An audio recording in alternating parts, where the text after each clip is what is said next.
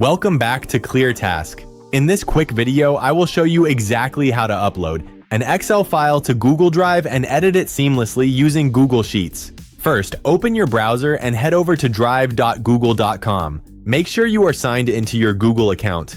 To upload your Excel spreadsheet, click on the plus new button located in the top left corner of your screen, then select File Upload. Browse your computer files, select the Excel document you want to work on, and click Open.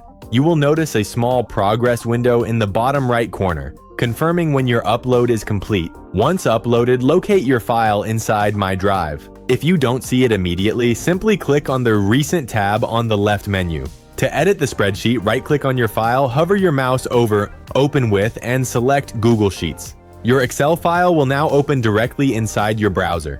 You can edit text, update formulas, and format cells exactly like you would in Microsoft Excel. Google Drive automatically saves every change you make in real time, so you never have to worry about losing your progress. It is that simple. If this tutorial helped you out, please drop a like and subscribe to ClearTask for more straightforward practical tech guides. Thanks for watching, and I will see you in the next one.